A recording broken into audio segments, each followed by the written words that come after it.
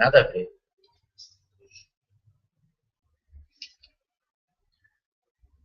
Sã doutrina, segundo a Bíblia Sagrada. A partir de hoje, pessoal, nós vamos trazer a doutrina como está na Bíblia Sagrada. Nós vamos começar aqui com a genealogia de Jesus Cristo. Yahushua, né? Que Jesus Cristo, nós aqui, dessa igreja aqui, nós aqui já sabemos que Jesus Cristo é um apelido, né? Isso eu falei desde 2010 para vocês, tá? Coloquei aqui, ó, deu maior polêmica, coloquei aqui na frente os nomes, né, escrito. Está no outro site, né? No outro site está. O nosso site foi aquele endemoniado, né? Que hackeou o nosso site e bagunçou, né? Bagunçou o nosso site lá, aí tivemos que montar outro, né? Tivemos que pagar o outro para fazer o novo site. Mas no outro tinha os vídeos com a faixa, com os nomes, né? Com os nomes de Deus, o tetragrama, Yahushua, né? Porque Yeshua já é um louvor ao Berit, ao Deus Berit, que é o pai de Baal, né? E então Yeshua, que nós estávamos falando aqui, né? Estávamos falando porque se faz Yeshua, não é Ire, é Ira.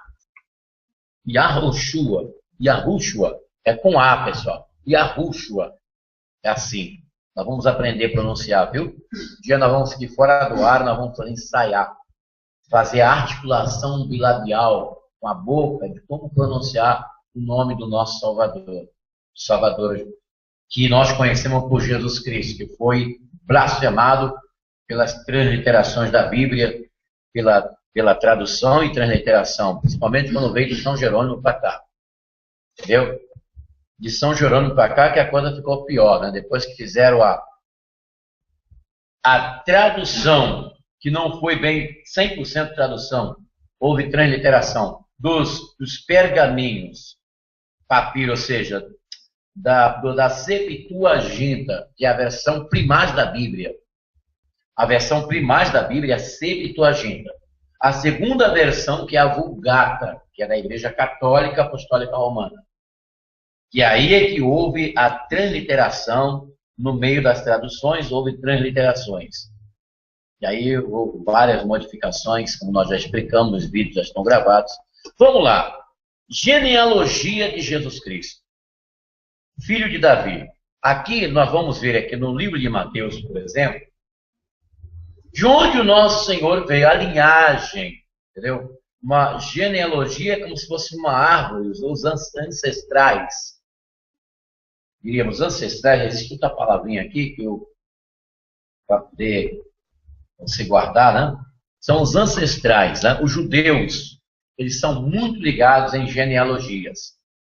Os judeus, eles não são como nós aqui do Ocidente, nós não temos aquela coisa de saber o nosso avô, a nossa avó de 100 anos atrás, nós não temos isso. Algumas famílias que convivem na nossa sociedade brasileira, estou falando de sociedade brasileira porque nós estamos aqui no Brasil, algumas famílias, elas conseguem ter a sua árvore genealógica, porque aí tem que fazer uma pesquisa profunda, tem que fazer, no tempo que ainda não tinha computadores, né? Porque o computador é uma coisa nova, se fosse uma coisa de pelo menos 500 anos, né? Mas o computador é uma coisa nova. Não obstante, no computador haver coisas de 2, 3, 4, 5, 6 mil, 7 mil anos atrás.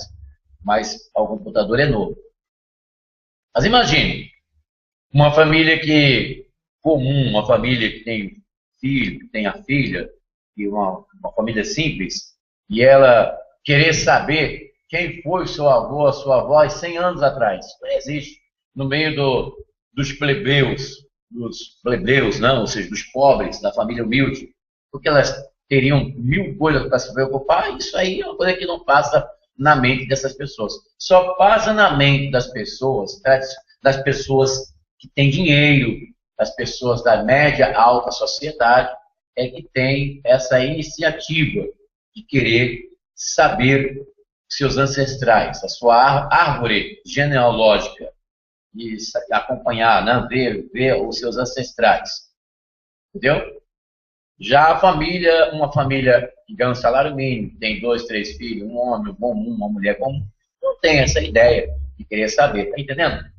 Mas os judeus, que é uma nação, diríamos, a maior nação do mundo, geograficamente Israel é uma nação pequenininha, perto das grandes nações geográficas que existem no mundo, entendeu?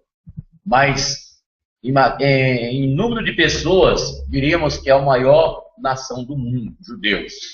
Então, eles tradicionalmente, eles têm essa tradição, essa praticidade de ter os seus nomes, a sua genealogia. Né? E aqui na Bíblia, no Novo Testamento, na segunda parte da Bíblia, nós vamos nos deparar com a genealogia de Jesus Cristo. Para nós sabermos, né, de onde ele veio. Filho de Davi, filho de Abraão. Abraão gerou Isaac. Isaac gerou Jacó. Jacó gerou a Judá e seus irmãos. Judá gerou Itamar, Farés e Zará. Farés gerou Esrom. Esrom gerou Arão. Arão gerou Aminadab. Aminadab gerou Naasson. Naasson gerou Salmão. Salmão gerou Booz. Em outras Bíblias chama Boaz, né? De Raabe. Booz gerou Obed, de Ruth. Obed gerou Jessé. Jessé gerou o rei Davi. Esses nomes que nós estamos são troncos de famílias.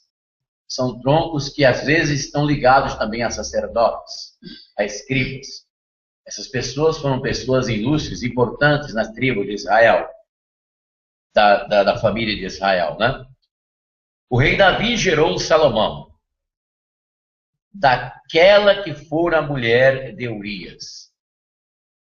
Salomão gerou Roboão. Roboão gerou Abias. Abias gerou Asa. Asa gerou Josafá. Esse Asa foi o rei, né?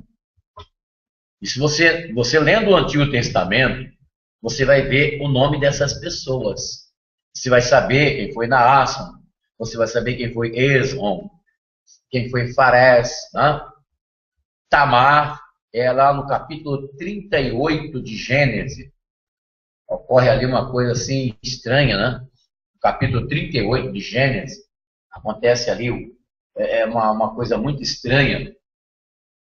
E dali surgiu uma descendência que dá a ligação da tribo de Judá.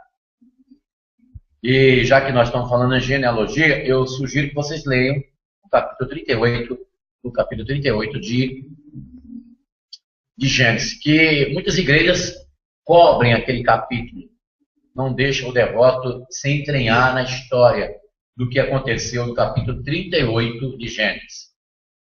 No capítulo 38 de Gênesis aconteceu uma coisa estranha ali, viu? E dali surgiu uma descendência. E essa descendência está ligada à tribo de Judá. E a tribo de Judá é a tribo que gerou Jesus Cristo. E outra coisa também estranha aqui, o rei Davi gerou Salomão. E Salomão foi filho de Betseba. Betseba foi aquela mulher que Davi roubou de Urias, né? Matou Urias, o marido, mandou matar lá na batalha. Fez lá uma jogada, né? Foi repreendido pelo profeta Natan. E o primeiro filho morreu. Ele jejuou, ele clamou, mas morreu. Aí ele continuou com Betseba, porque o marido morreu. Dentro da justiça, ele teria que assumir a viúva, né? Ele procurou para a cabeça e teve que assumir. Nesse compromisso, nessa convivência marital com Betseba, nasceu Salomão. Entendeu?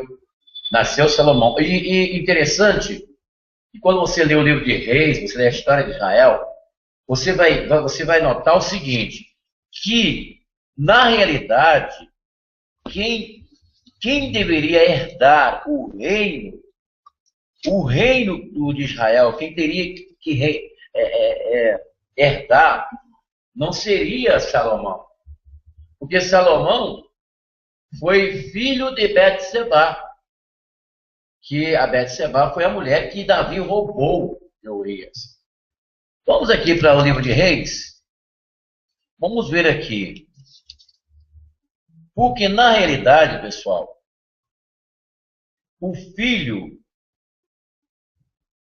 que teria que herdar o reino de Israel era aquele... Eu esqueço o nome dele agora, meu Deus. Tinha aqui o nome aqui, Adonias. Adonias. Olha aqui. Primeiro livro de Reis. Ora, Adonias, filho de Agite, encheu-se de orgulho e exclamou: sou eu quem reinará. Preparou para si uma carruagem de cavalo e tomou uma escolta de 50 homens. Nunca seu pai o contratou, dizendo: por que fazes isso? Além disso, ele era muito belo e na idade seguia imediatamente Absalão. Por quê? Os filhos das famílias judaicas eram filhos importantes, chamados primogênitos. Então, se tinha alguma herança, se tinha alguma coisa importante, cargo sacerdotal, cargo de rei, cargo de escriba, cargo de legislador, alguma coisa, alguma função dentro da sociedade judaica, aquilo era passado para o primogênito. Entendeu? Era passado, no caso de Jacó, por exemplo, no caso de Abraão, teve Isaac, e depois veio Jacó, né? Isaac com Rebeca, veio Jacó. E você vê que o primogênito, porque Jacó fora filho de Rebeca, não? Filho, são tanto nome, não, pessoal? Aí dá um branco assim. Porque Isaac casou com Rebeca. Aí a Rebeca teve gêmeos. São 2 filhos. Mas quem nasceu primeiro na hora do parto, quem colocou a cabeça assim para fora, opa, estou chegando na parada aí. Quem chegou primeiro foi Esaú. Mas você vai ler a história, vai ver que Jacó roubou a primogenitura de Esaú. Um prato de lentilha lá, a história que já conhecemos, né? A gente no catecismo já aprende isso lá, entendeu? Já aprende essas histórias da Bíblia. Entendeu? Porque na realidade, a primogenitura, o direito de primogenitura pertencia a Esaú. Mas Esaú, representa esse mundo aí, não estava nem aí para as coisas de Deus. E Jacó tinha interesse. Aí Jacó, unido com Rebeca lá, fez lá uma treta, na hora de primeiro foi a primogenitura, depois a bênção. Você vai ver lá que ele colocou a pele, a Rebeca ajudou, né? Colocou peles de animais, para poder chegar lá na presença de Isaac. Isaac já estava tenro, já estava cego, estava já enxergando bem, e colocou a mão, pensando que era Esaú, e deu a bênção. Quando Esaú foi lá mastigando chiclete, foi lá seguir tradição, né? Como faz esse mundo aí. Muitos que vão na igreja vão apenas por ir. Vão para a igreja assim por tradição. São cristãos nominais. Cristãos tradicionais. Não são cristãos convertidos que ainda não teve uma experiência com Deus. A grande parte do povo cristão, eu estou falando do povo do cristianismo, né? Não só da igreja católica, da igreja evangélica, todo mundo, né? Daqueles que são cristãos. Não são todos que vão para a igreja porque são convertidos. Vão igual Esaú foi. Esaú foi lá, pai, chegou a hora, né, pai? Você me dá a bênção, botar a mão na minha cabeça aí, né? Passar a bênção para mim, né, Jacó? Ô, meu pai Jacó. Vamos lá, inventou aqui, aí na hora que aí o Isaac falou assim, ué, quem teve aqui antes de você? Aí foi quando Esaú ficou sabendo, né? Esaú ficou sabendo que Jacó tinha ido lá e pegou a bênção. Aí quis matar o Jacó. Aí o Isaac falou assim, olha, eu não quero descer minhas cães, quer dizer, meus cabelos brancos, minha velhice. Eu não quero descer as minhas cães da sepultura na tristeza de saber que um filho meu matou o outro. Por favor, Jacó, caia fora. Essa é a história que nós conhecemos. Aí Jacó saiu, né? Pôs o pacto com Deus no meio do caminho, pacto do santo dízimo, como nós vemos lá nas escrituras, e foi para a casa lá do sogro Labão, né? Na memória, Labão. Lá ele casou com as mulheres, lá formou essa. Aí veio a história das tribos. Aí você volta, vamos voltar agora para o caso de Davi. Pela lei dos judeus, pessoal, pela lei dos judeus, pela lei que existia entre eles, porque os judeus, eles são regidos por leis. Quais as leis que regem os judeus? Até nos dias de hoje.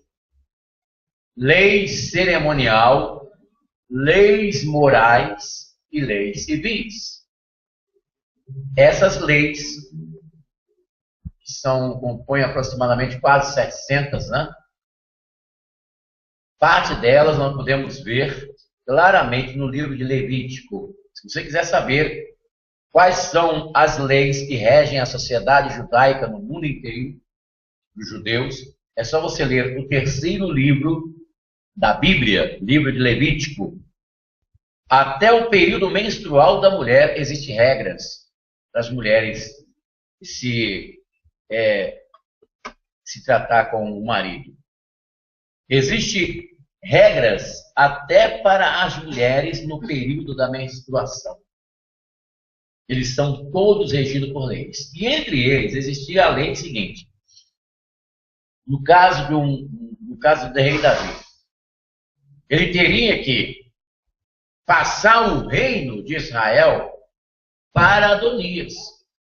Que Adonias era o filho que teria que receber o reinado.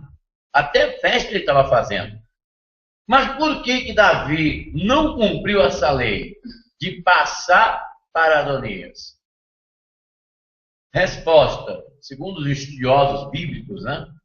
Segundo os estudiosos, os teólogos, os historiadores, eles dizem o seguinte, que Davi não passou o reino para Adonias porque Davi queria apagar da memória de Israel a superioridade, o sucesso, as realizações do rei Saul. Então ele não queria nenhum vínculo com essas pessoas que desse ligação com o rei Saul, que fora mortalmente o inimigo de Davi. E ele transgrediu a lei dos judeus em passar o reino de Israel para Salomão, porque Salomão não era um filho legítimo, era da mulher do adultério. E não poderia, dentro das leis morais e das leis civis de Israel, não podia Davi passar o reino de Israel para Salomão, não podia. No entanto, ele passou. E ficou por isso mesmo. Deu na cabeça dele, eu vou passar e acabou. Vamos voltar aqui para Mateus. Eu tive que entrar um pouquinho nesse histórico aí, para você se situar dentro do contexto genealógico do qual estamos falando aqui. Aí você pergunta assim, poxa, mas Jesus veio de uma geração assim? Positivo, pessoal. Que o nosso Senhor, ele veio como filho do homem. Entendeu? Ele veio como filho do homem. Entendeu? Vamos lá, em parte. Vamos continuar aqui. Asa gerou Josafá, Josafá gerou Jorão, Jorão gerou Osias, Osias gerou Jotão, Jotão gerou Acais, Acais gerou Ezequias, Ezequias gerou Manassés, Manassés gerou Amon, Amon gerou Josias, Josias gerou Jaconias e seus irmãos no cativeiro de Babilônia. Josias gerou Jeconias e seus irmãos no cativeiro de Babilônia. E depois do cativeiro de Babilônia, Jeconias gerou Salatiel. Salatiel gerou Zorobabel. Zorobabel gerou Abiúde. Abiúde gerou Eliassim. Eliassim gerou Azor. Azor gerou Sadoc. Sadoc gerou Aquim. Aquim gerou Eliúde. Eliúde gerou Eliezer. Eliezer gerou Matã. Matã gerou Jacó. Jacó gerou José, esposo de Maria, do qual nasceu Jesus, que é chamado Cristo. É interessante notar o seguinte, que Israel passou 70 anos no cativeiro, Babilônia. Agora,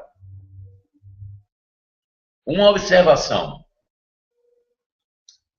Os judeus, eles são os povos que em todos os lugares aonde eles estão, eles preservam seus costumes e o seu procedimento de crença de sociedade judaica. Os judeus, eles não podem casar com outra nacionalidade. Por exemplo, o judeu está aqui no Brasil, então ele não pode casar com uma brasileira. Por mais que ele ame, que ele goste, ele descubra um amor com uma brasileira, mas ele não pode, dentro da lei judaica não pode. Se ele fizer isso, ele é desraigado da sociedade judaica, da nação. Ele é abortado, ele é desconsiderado, entendeu? Se o judeu, em qualquer lugar do mundo, se ele quiser se manter unido à nação judaica, ele tem que obedecer os preceitos das leis judaicas do Pentateuco. O que é o Pentateuco? É a coleção dos 5 primeiros livros da Bíblia. A palavra Pentateuco, que é a palavra grega, que quer dizer coleção de livros pequenos. Ou seja, coleção, quando se fala Pentateuco, inicialmente refere-se aos 5 primeiros livros da Bíblia. Pode-se usar Pentateuco aos biblons, aos livros antes da Septuaginta. Mas, tradicionalmente, quando se fala Pentateuco, está ligado aos 5 primeiros livros da Bíblia, que compõem o Torá dos judeus. Os judeus, eles não têm, como nós cristãos, eles não têm como base de regra, fé e prática a Bíblia, como nós cristãos no mundo inteiro temos.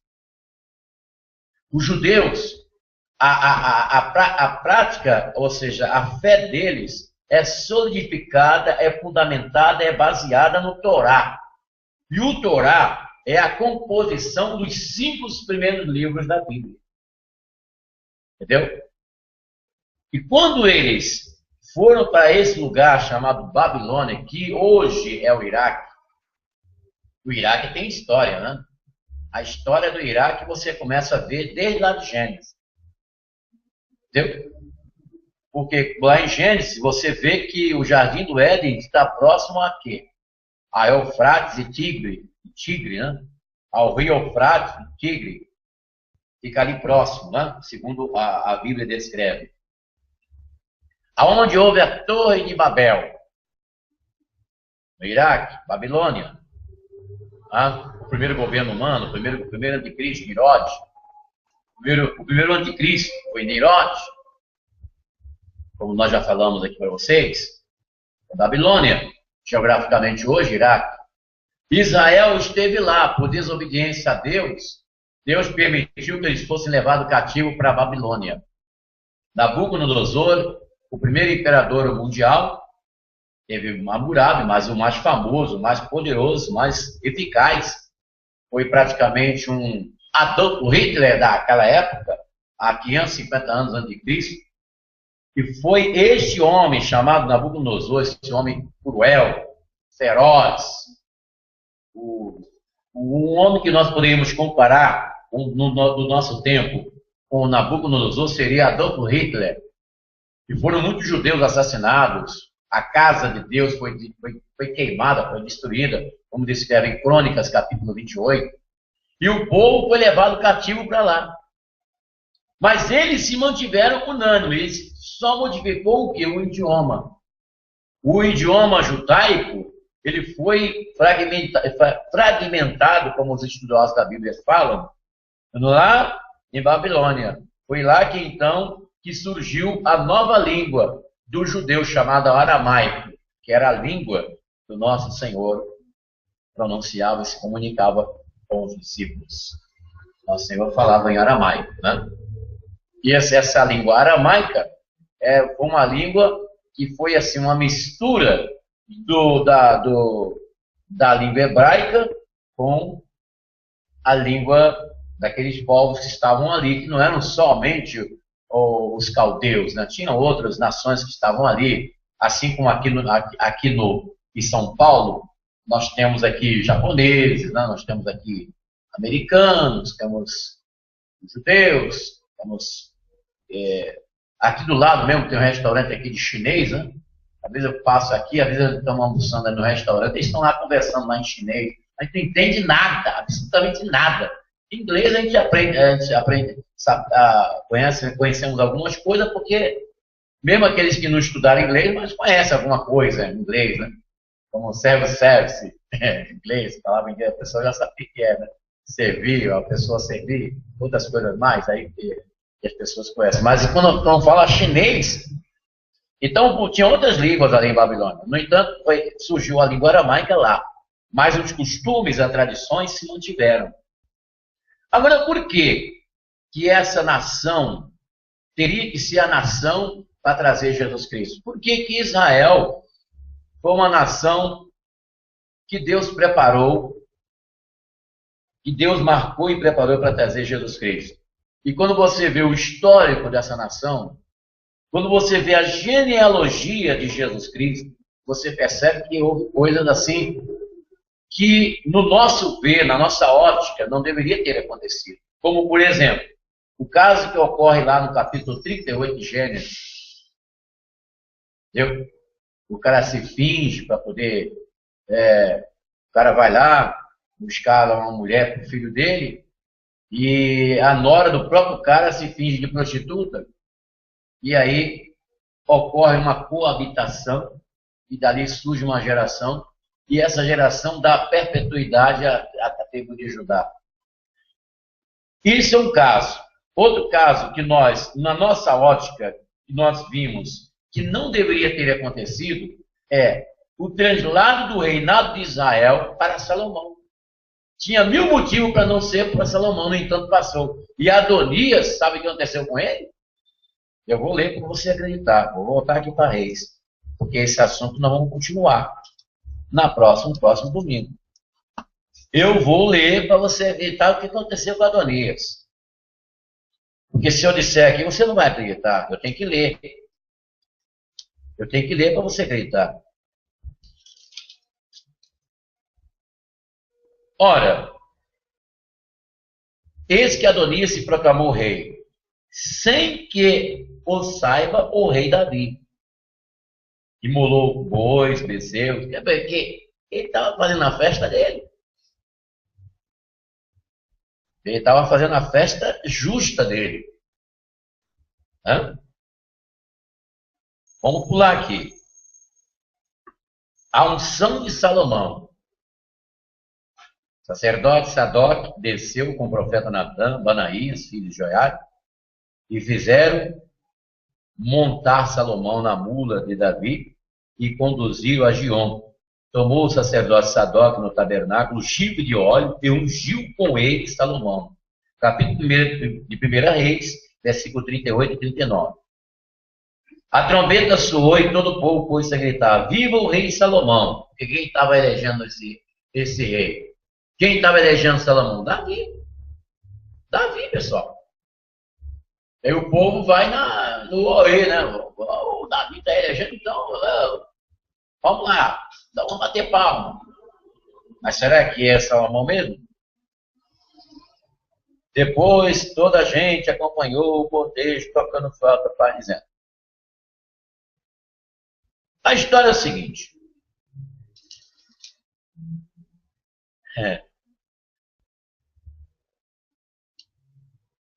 Adonias pediu uma audiência para Betseba. Pediu uma audiência. E nessa audiência, ele pediu uma mulher para ele, a Sunamita. E aí a Betseba chegou para Salomão e disse: olha, o teu irmão Adonias está pedindo a Sunamita como mulher. Aí Salomão falou assim: por que ele não pede também o reino? Porque Salomão sabia que quem era de direito o reino de Israel era Adonias, e não ele. Ele era o abastado, ele era o filho da outra lá, da Betseba, que não tinha nada a ver com a legitimidade social de Israel e do próprio rei Davi. O próprio Natan tinha condenado, tinha jogado o juízo. Né? Quer dizer, Salomão ele tinha que existir, mas não na situação do qual Davi colocou. Adonias foi e fez essa audiência com a mulher. Sabe o que aconteceu? Foi assassinado, pessoal. Adonias foi assassinado. É do livro de Reis, porque não dá tempo de nós lermos aqui. Eu estava procurando aqui a parte certinha, mas tinha que ter marcado antes. É o capítulo 2, né? Adonias, filho de Agite, foi ter com Betseba, mãe de Salomão. E ela disse: vem comigo. E disse-lhe: sim, disse ele, preciso falar-te. Fala. E ele continuou, quer dizer, Adonias com Betseba. Sabes que o reino era meu, e que todo Israel me considerava como seu futuro rei. Mas o trono foi transferido a outro, passando para o meu irmão, porque o Senhor lhe concedeu. O Senhor quem? Davi, né? Não Yahvé. Porque tem muitas coisas, pessoal, que Deus não está envolvido, é o ser humano. Não fica colocando Deus em... Você faz uma besteira, foi Deus. Não, foi você. Se seja. Aí, tenho a esse respeito um pedido a fazer-te. E ele continuou. Israel considerava, pede ao rei Salomão que nada te recusa, que me dê Abisag, a Sunamita, por mulher. Está bem? Respondeu Betseba: falarei por ti ao rei. Então a mãe de Salomão, a mulher Betseba, foi mulher de Davi, foi então ao encontro do rei Salomão. Vamos lá, capítulo 2 de 1 Reis. Vamos lá.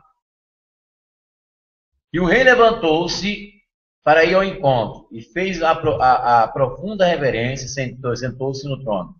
Mandou colocar um trono para sua mãe e ela sentou-se à sua direita. Tenho um pequeno pedido a fazer-te. Falando, a mãe de Salomão falando com Salomão. Disse ela: não o negues. Aí ele falou para Betseba. Eu tenho que estar parafraseando aqui para você entender a leitura, né? Se você ficar lendo só o que está aqui no texto, você não vai entender. Eu tenho que estar parafraseando. Pede minha mãe, respondeu o rei, porque nada te recusarei. Disse Betseba: peço que Abisag Sunamita seja dado como mulher a teu irmão Adonias. E o rei disse à sua mãe: por que queres Abisag Sunamita seja dada a Adonias?